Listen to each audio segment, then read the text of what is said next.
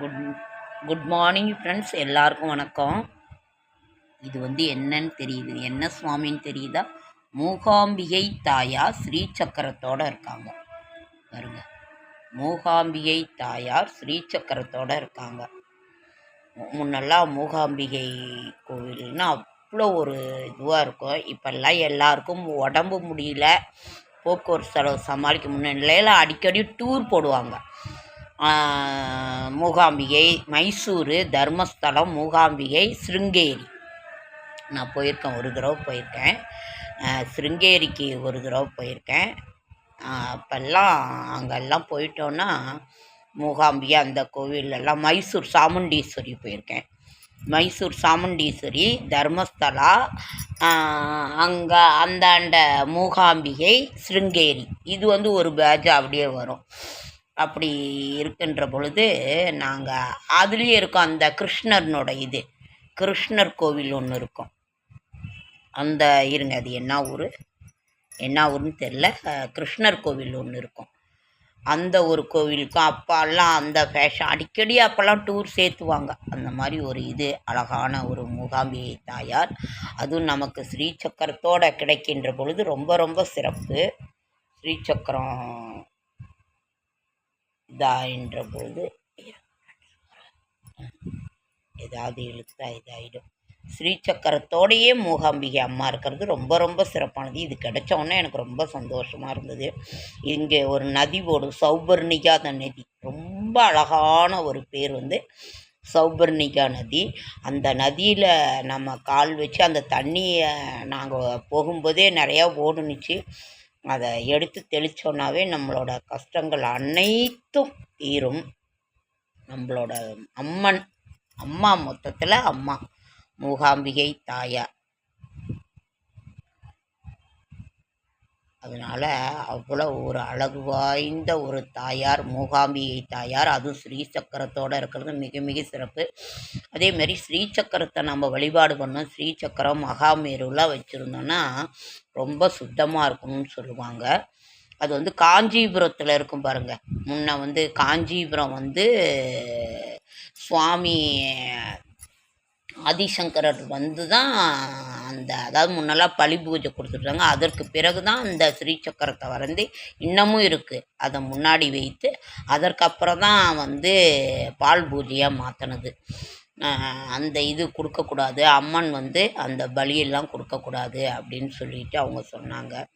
அதற்கு பிறகு தான். அதனால் ஸ்ரீசக்கரத்தை மகாமேருலாம் வச்சுருக்கிறது அவ்வளோ ஒரு நல்லது. ரொம்ப கொஞ்சம் சுத்தமாக இருக்கணும்னு சொல்லுவாங்க. அவ்வளோ ஒரு சிறப்பு வாய்ந்த ஒரு நமக்கு அழகான அந்த தாயார். சௌபர்ணிகா நதியில் நாம் நீராடினால், அதை பார்த்தாலே, அதில் தொட்டாலே அவ்வளோ ஒரு சிறப்பு. நீங்கள் முடிஞ்சால் ஒரு தடவை போயிட்டு சௌபர்ணிகா நதி, அழகான அந்த நதியில் போயிட்டு அப்படியே சிருங்கேரி மடத்துக்கும் போயிட்டோங்க. சிருங்கேரி அங்கே இருக்க மலை மேலே தான் போனோம். ஆனால் கொஞ்சம் வாமிட்லாம் வரும். மலை மேலே தான் இருக்கும் சிருங்கேரி புவனேஸ்வரி. நாங்கள் ஒரு தடவை போயிருக்கோம். ரொம்ப நல்லாயிருக்கும். நீங்களும் அங்கெல்லாம் போயிட்டோன்னா சாப்பாடு நல்லா பெரிய பெரிய தட்டில் வச்சு பாயாசம் வச்சு அது கொடுப்பாங்க. நல்லாயிருக்கும். நீங்கள் அதுக்காக இல்லை, உங்களால் அதை பண்ணிட்டு வந்தோன்னாக்கா அந்த அந்த கிருஷ்ணர் கோவில் ஒன்று ரொம்ப அழகாக இருக்கும். என்னமோ ஒரு கோயிலுங்க ஃப்ரெண்ட்ஸ், உடுப்பி கிருஷ்ணன் ரொம்ப அழகாக இருக்கும். அதுக்கும் போயிட்டு வாங்க. சௌபர்ணிகா நதியிலே நீராடி அம்மா மூகாம்பிகை தரிசனம் செய்து, எல்லா இடத்துலையுமே அம்மன் ஒன்று தான். இப்போல்லாம் எதுவும் போக முடியல.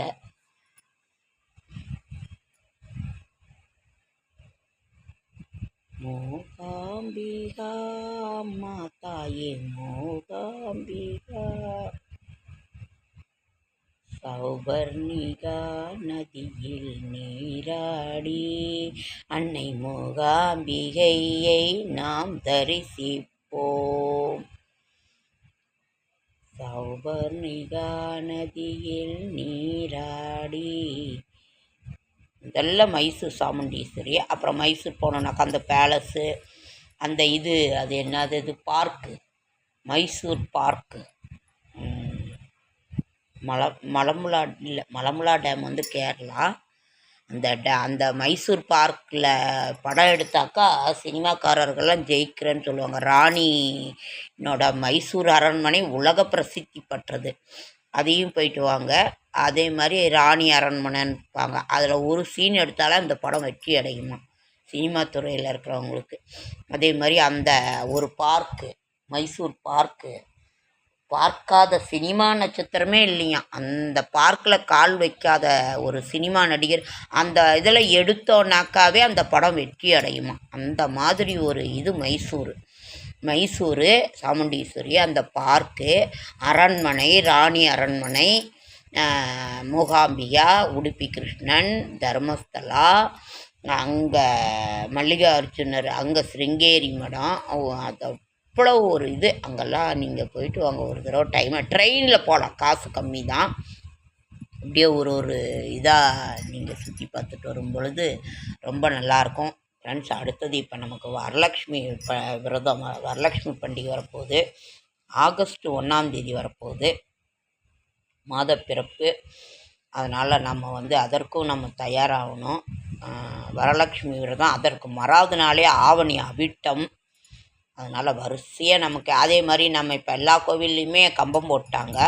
அடுத்த வாரம் செவ்வாய்க்கிழமை பொங்கல் வச்சு பெரிய பண்டிகை, அன்னைக்கே வரலக்ஷ்மி விரதமும் வருது. அதனால் எல்லா அம்மன் வழிபாடு ரொம்ப சிறப்பாக இருக்கிறோம். எந்த ஒரு நல்ல காரியமாக இருந்தால் ஆடி 18 வேறு வருது. ஆடி பெருக்கு 6, ஆடி 18 நீரின்றி உலகு அமையாது உலகு. ஆடி 18 நீருக்கு வந்தனம் செய்யும் அந்த ஒரு நாள். ஆடி 18 முன்னு கத்திக்கல் வருதுன்னு சொல்லுவாங்க.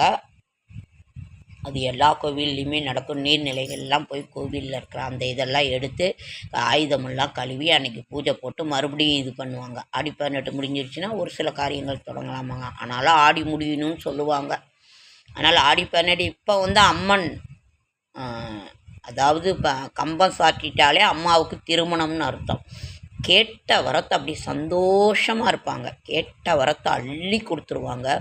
அதனால் அந்த கம்பம் போட்டிருக்கும்போது அம்மாவை தம்பதி சமேதராக இருக்கின்ற பொழுது அம்மாவை தரிசனம் செய்து ஒவ்வொரு கோவில்லையுமே நம்ம என்ன வரம் வேணுமோ வாங்கிக்கலாம். அம்மனுக்கு ஆடி மாதம் மாவிளக்கு தான், மெயின் மாவிளக்கு தான் நம்ம செய்கிறது. பொங்கல் ஒருத்தர் சக்கரை பொங்கல் வைப்பாங்க, ஒருத்தர் வீட்டிலேயே செய்வாங்க, ஒருத்தர் கோயிலில் போய் செய்வாங்க.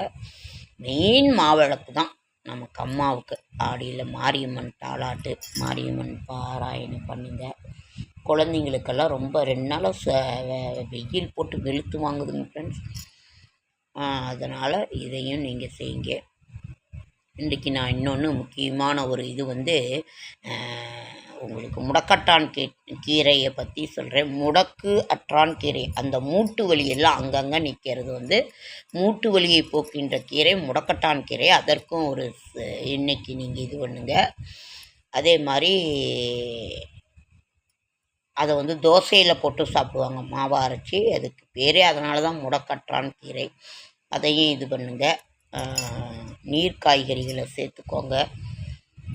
அதே மாதிரி அதாவது நமக்கு யூரினில் ஒரு இது இருந்துச்சு, கிருமிகள் தாக்குனது அப்படின்னாக்கா ரொம்ப ஜாக்கிரதையாக இருங்க. இந்த வெயில் காலத்துலலாம் ரொம்ப ஜாக்கிரதையாக இருங்க. சுத்தமான இடத்துல ஒரு இது போங்க. யூரின் தொற்று வந்துட்டாக்கா ரொம்ப இதாக இருக்கும், ஜாக்கிரதையாக இருங்க. இந்த ஆடி மாதத்தில் அம்மனுக்கு கூழ் காய்ச்சி, ஆரிய கூழ் கம்மங்கூழ்லாம் காய்ச்சி அம்மாவுக்கு மாவிளக்கு போட்டு இந்த ஆடி மாதத்தை நாம் அழகாக அம்மனுக்குரிய அந்த ஆடி மாதத்தை கொண்டாடி கொண்டிருப்போம். மாரியம்மன் என்ன பண்ணுங்க. முடக்கட்டான் கீரை இன்றைக்கி ஒரு இது.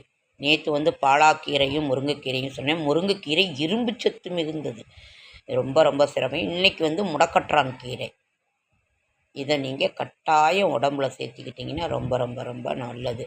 தோல் வியாதிக்கு, வயிற்றுப்புண், வாய்ப்புண்ணுக்கெல்லாம் நமக்கு மணத்தக்காளி கீரை பச்சையாகவும் 4-5 அரைச்சி மிக்சியில் போட்டு நம்ம குடிக்கலாம். ஓகே ஃப்ரெண்ட்ஸ், லைக் பண்ணுங்கள், ஷேர் பண்ணுங்கள், கமெண்ட் பண்ணுங்கள், சப்ஸ்கிரைப் பண்ணுங்கள். என்னால் முடிந்த ஆன்மீக தகவல் தரேன், நல்ல தகவல் தரேன். இந்த மூகாம்பிகை தாயாரை ஸ்ரீசக்கரத்தோடு இங்கே பாருங்கள், ஸ்ரீசக்கரத்தோடு அமர்ந்திருக்கும் மூகாம்பிகை தாயாரை நாம் வணங்கி சௌவர்ணிக நதியிலே நீராடி நமது கஷ்டங்களை தீர்த்து, கடன்களை தீர்த்து, கடன் கஷ்டம் அதை கடவுள் தான் தீர்க்கணும். எல்லாரையும் நல்லா வச்சுருக்கணுங்கிறத நமக்கு ஒரு இது.